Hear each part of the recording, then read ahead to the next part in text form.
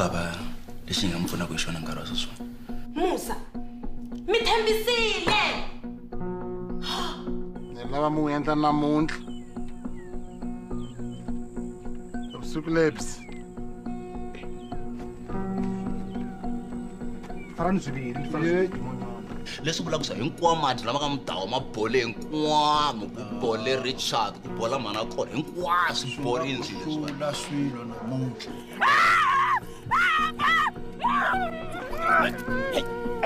Hey.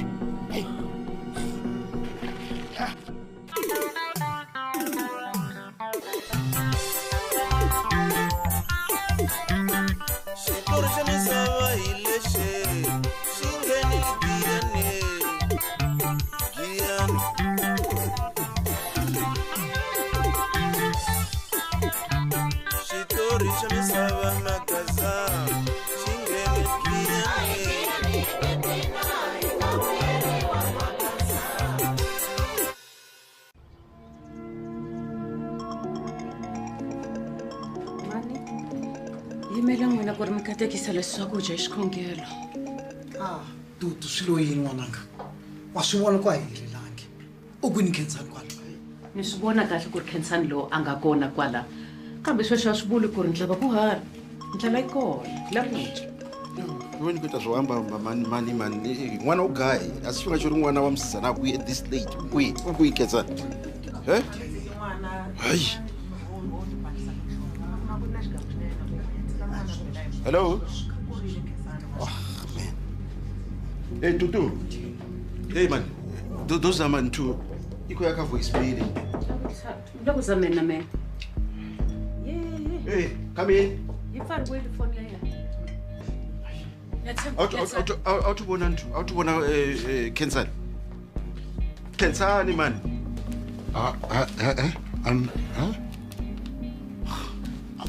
Abuya? Wahlangana. Smart. Hlangana utsamile kwala mba nyof. Ule kujeni ari kwini n'wana loko mi chayisa le ansin'wini. Ari kona na. Ari kona. Mi n'wi vonile mi n'wi siya kwihi? Wa boha wa ari kona kwale. Smart na batiko leri. Mi kombela ku huma la mutini. Famba mi ya lava ntukulu wa me. Famba mi ya lava ntukulu wa me. Spartana, man. Nga basi ku mi lomla. Tafuna hlengani? Yamlava?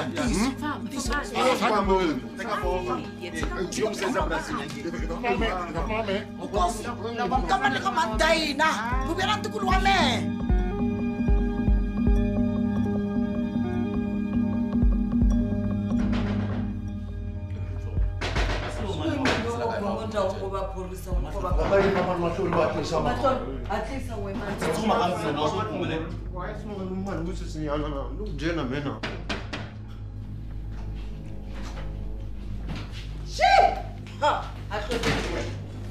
Wena n'wana wa mina U gayi Khensani, man. U gayi Khensani.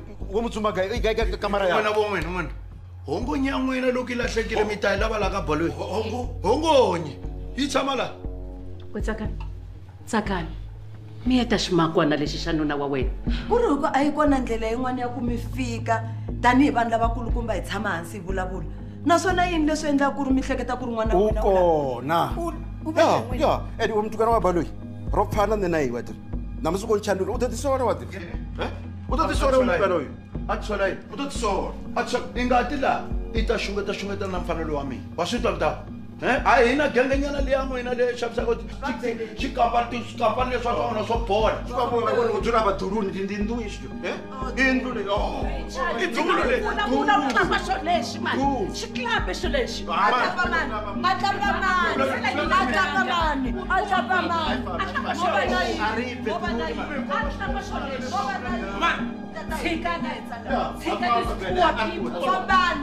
hambi ho va khuwa mara hina ma swi vona na vanhu makoti a va hi tshikile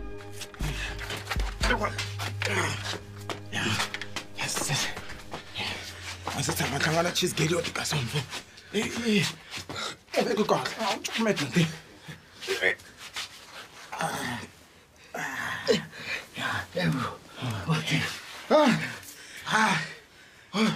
Tsambo cheese gate yo tika so we.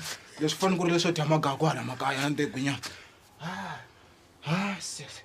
mara yima sese ku byela ni la nga kona sweswi kwana munhu na wun'we a nga ta ku twa hambi wo welela kanje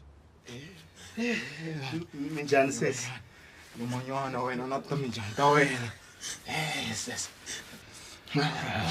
ekwenyaza ayipe wanwani ayipe wanwani yima nyane yima yima tala ta fana vula kusuka yima tala la ai pfumela ku ri mukhumba munhu loyi tshika swa mlawu wena manje ranga mu ba sarofo ma tshika swa mlawu tusa wa wena after wanuna wena mani kahle la ne a ri n'wi tini wena wa mukwama ranga mukwama ri mathadani rofa Creo que ni compra nga impri. Ni songo umbra nga zo nga rukhuli ma. So khoma. To ta yambe mama. Ai twa no.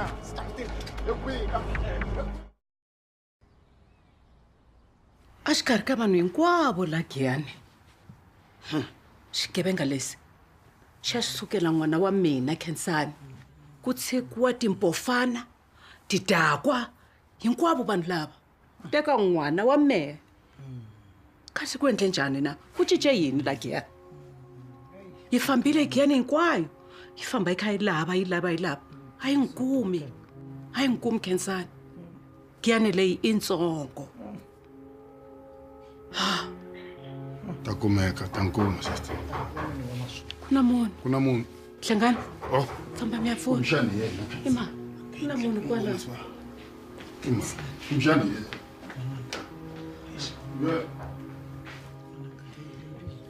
Shewan. info polisi uyitini na timhaka to biha Mi ta mi khomela ku va ni fike nkarhi lowani tanihi ndyangu u kona loyi mu n'wi ehleketelaka leswaku a nga va a tlhakise Khensani kumbe ku n'wi khuda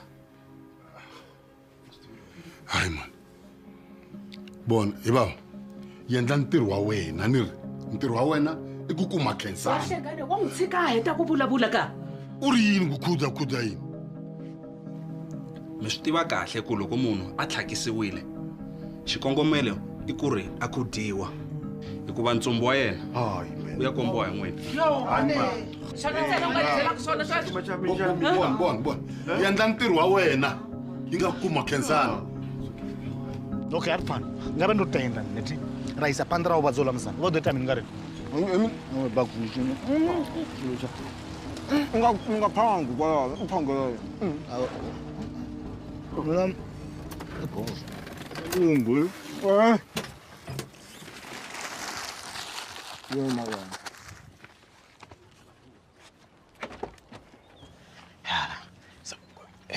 engayikho va ta hi nyika mfu kona mali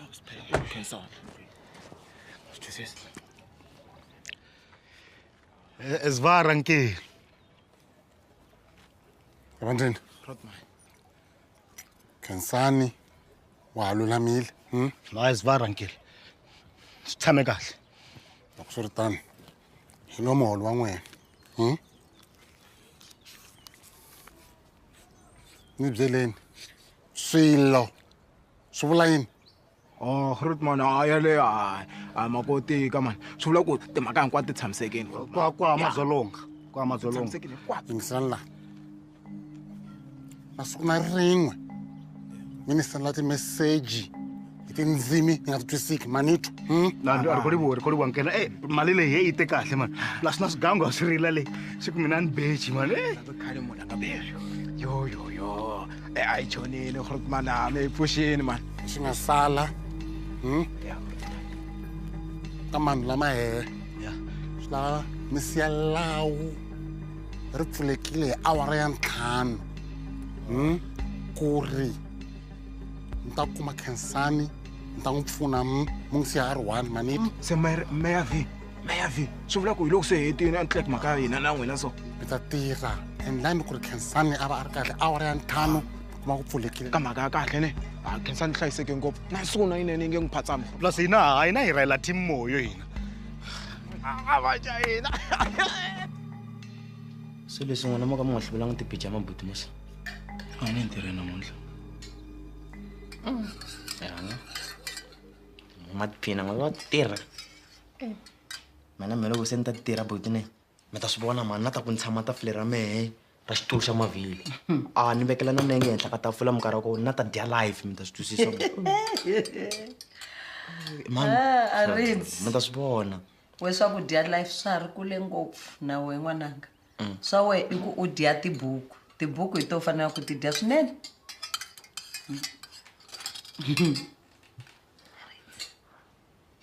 swilo yini nga kwa u tsakangi mani nga ku tekela ntsako lowu Mani na ni tsakangi impela swilo mati vanile ku velela timhaka ta loyiwani Khensani loko ku ha munhu la swi tivaka phela sweswi ku yile kwini ene nkarhi se wu le ku fambeni ni hleketa leswaku hi fanekele ni Khensani hatla a kumiwa phela GIYANI rafu swirhandzavutani swi mi swi vona ku laha swa tiyindliyindlu hleketa ku a ni swi tivi sweswo ka muzeni hleketa ku lo tshama lana loko endleni ka nchumu right vavanuna ni khensa ku tinyiketa ka n'wina ni khensa ku va mi ri kona laha lexi nga sala sweswi ni lava leswaku hi nghena switandi leswi hinkwaswo hi lava munti hi nghena nhova leyi hinkwayo ni le magoveni na ntshava leya mangombe hi fanele hi nghena hi ta lava Khensani hi ta se hi nkuma swa twiseka vavanuna hi fanele hi secha GIYANI leyi hinkwayo na tindhawu leti nga tumbeleka hi fanele hi fika ka tona a ni ma xi tiva xitukuleni xa mina lexa mpama Khensani hi fanele a kumeka na matiko ya laha hi nga akisana na wona la ka ngove ka makoxa ka siyandani ka maswangani na vona hi fanele hi va tivisa va hi lavisa a na ha twana na vavanuna Joni wa swi tiva xiyimo lexiya xi nga laha mutini laya swi nge kotakali ku ri ku nghena loyi ku huma loyi ku nghena loyi ku huma loyi hi fanele hi kuma ndhawu leyi hi nga ta hlanganela kona vavanuna hi nga hlanganela kwihi u nga wari ni lunghisini already ni vulavule na ngahamu le kaya leyi hi ta sukela thaveni phela Khensani hi fanele hi nkuma mani mbilu ya mina phela ya vava mfumo wa swi twisisa ma swi twa vavanuna ku ri a sukela kwihi a sukela thaveni a ni ri hayi wena endli leswi a yi ta swi tivela kwini no ati hu kuamba ngori musatsi wanga ndavida zwino mulalo wanga ara nne ndisite swa zwikolodo ra ḓivha ri pitori ri songo ḓa na ṅwana fhano Richard tshika ku tiputaputa kwala tshika ku tipitapita u kha u tipitapita ni lava nuna wa mina sweswo no ndi mulandu wanga mani Richard langutisi mina ni langutisa wena ndi mulandu wanga mani mulandu wanga why ro da GIYANI mara why ro da GIYANI mzimu ngabe uchibuyisa mwananga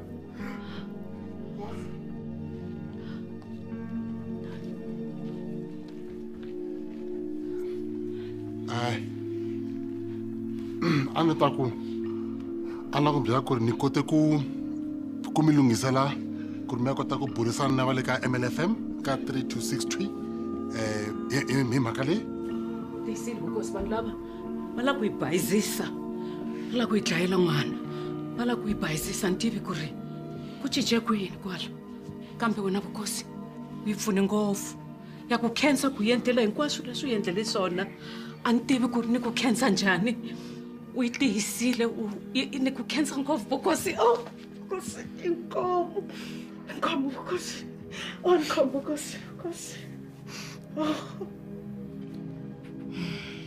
loko wo fambisa tsalwa leri na leyi hi nga va emahlweni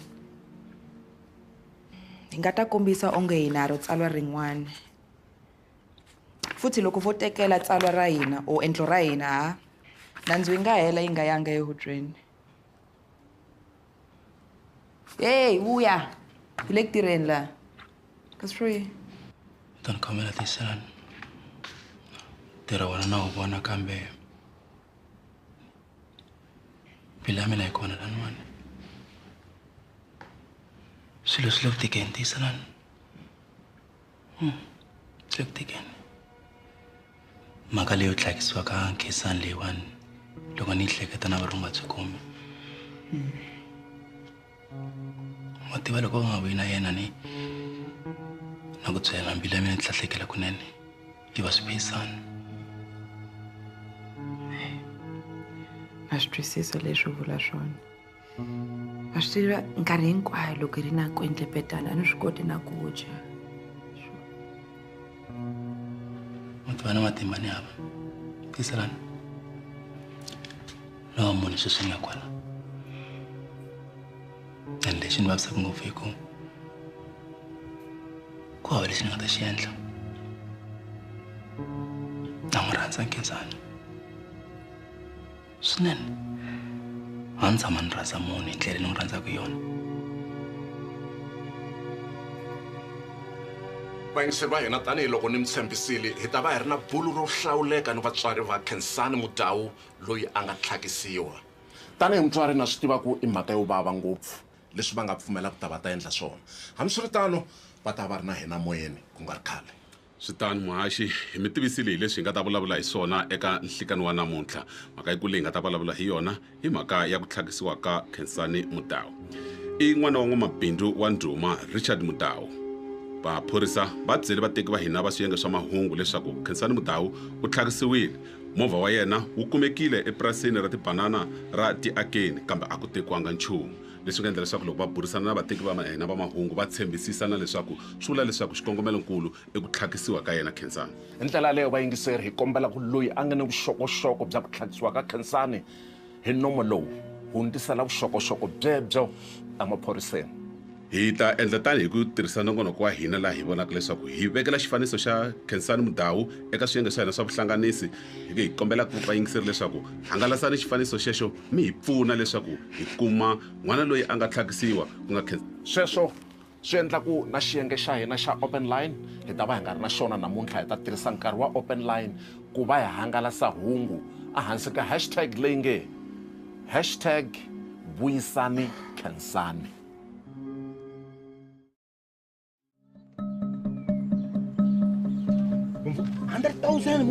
$100 block ni children bad munhu ri toyisa 100 stina fethu u ta yi veka laha u lava n'wana wa yena swa boha a yi humesa swi nge tsana na ku byela mina lexi va ta endla njhani ne loko hi khome 100,000 wena u ka 50 na mina sala na 50 ivi hi vaya hi hambana swa tiko leriwa okay u ri jutisani nono wena swi ta u thoma nini sweswi nhloko ya wena yi tele magwinya na viti u nga gwinya mani olovisa mihleketo ya wena mani vona loko hi kumisa sweswo a n'wi fonela luya hi n'wi byela ku ri okay tana na mali ndhawini ya so na so na so ivi a fika a yi veka laya ivi ya yi teka ivi ya tlhe dla n'wana wa yena hi vaya a nge yi kumi okay ani vukosi yini ri tlani ngayi no rivali vukosi wena rivali vukosi wena vukosi xi nge tsandzeki ku nghena a nhan'wini ya yena luya a tshame na macheleni ma yena yena hi vana ma 1000 50 Elele. Brarich? Mon humans? No. Lava fresh air. Don't get ideas. And I get under you one after that. Ko Brarich so ni baba Brarich. Ntwanga kusani khumba ku ri ngaku ni ve ni xandla ka ku yiwa ka Khensani. Brarich na mbye hi ta nkuma Khensani ntwanga ku a ni mi pfunanga la kaya. Na u khamba swipi izwi no u vula yini no tla ku ri va se na hlambana hi mhani a nge va sirheni Khensani ta nkuma and hi ta nkuma Brarich na mi tshembisa rene u khamba swiri na timsaza tiri u swi kombisa promise raro and u sa do deliver rapid giyani intsongo Brarich ni tiva vanhu hi ta nkuma nga vileli giyani intsongo ta mi kuma kwina is either u khoma ku disa apa noni or you get out mari famba ho giyani intsongo famba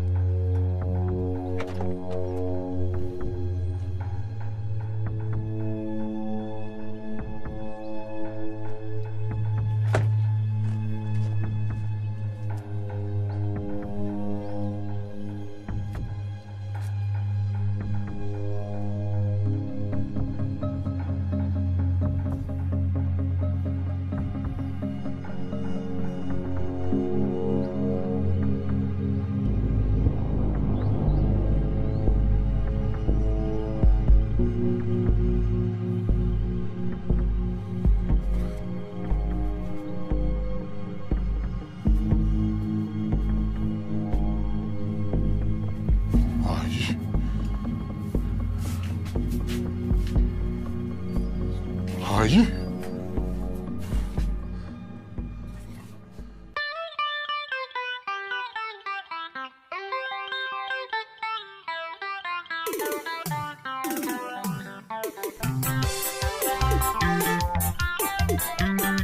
xitori xa misava hi lexi xi ngheni giyani giyani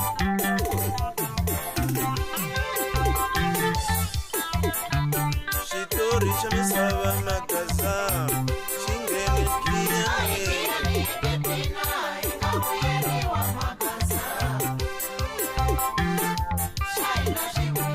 xitori xa misava magaza xi ngheni giyani